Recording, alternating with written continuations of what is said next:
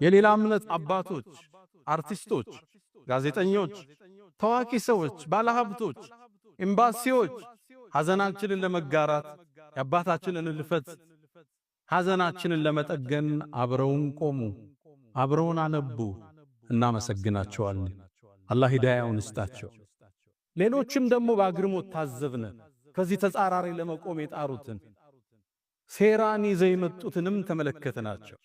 የኛ አንዳንድ ወጣቶች የሰሩትን ስተት ተመልክተው እሷን አወፍረው እስልምና መሃል ሁለት ሰፍ እንዳለ ለማሳየት የቧጠጡ ሰዎች መርዛቸው ሊረጡ ያሰቡን ሰዎችንም መንጥረን ታዘብናቸው። እስልምና ውስጥ መጥተው ፈትዋ ለመስጠት እገሌ ቡድን እንዲነው እገሌ ቡድን እንዲነው ብለው ሊያቧድኑን የሞክሩትንም ታዘብናቸው፣ ተመለከትናቸው። ምን ያሴሩልን እንደነበር በግልጽ በአደባባይ ተመለከትናቸው። ደግሞም ሌሎችን አብረን ታዘብነ። የኛም ምስኪኖች የነዛን መፈክር ያዳመቁ የነዛን ላይክና ሸር ያደረጉ ለማውገዝ ብለው ድሉን ለመጠቀም የሞከሩ የኞች ምስኪኖችንም አየናቸው። እነዚህ ከሌላ እምነት መጥተው ጥቂቶቹ ሰፊውን የክርስትና እምነት የማይወክሉት ትንንሽ አክቲቪስቶች ብቅ ጥልም ብለው እገሌ ሱፊ እገሌ ወሃቢ ማለት እንዲህ ነው ብለው ሊያቧድኑን ሲሞክሩ በትዝብት ተመለከትናቸው። የነሱን ድምጸት ደግሞ ይዞ ያስተጋባ ሱፊያ ነኝ ብሎ ያመነ ደግሞ አንዳንድ ዲኑ ያልገባው ወጣትንም ተመለከትን። ልብ በሉ እናንተ ወጣቶች፣ እነዚህ ሰዎች ቢሳካላቸው የሚጀምሩት በእናንተ የሰሜኑ ጦርነት ጊዜ የወደመው የመሻይኾቻችን ሐሪማን በርካታ የዕልም መካኖች ወድመዋል። አሁን የሉ። እነሱን ለመተካት ነው እየተፍጨረጨረ ከተማ ውስጥ ያለው።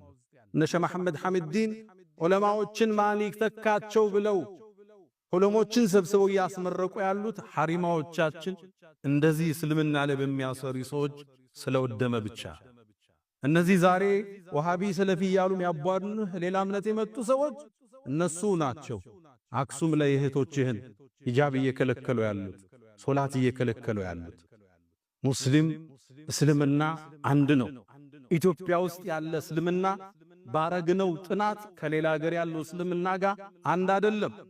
ሱፊዩና ሰለፊዩ መሃል ያለው ልዩነት ቅርንጫፋዊ አሊያም ፍቅሃዊ አህካሞች ናቸው። ከሁለቱም ጥርዝ የረገጠ ይኖራል።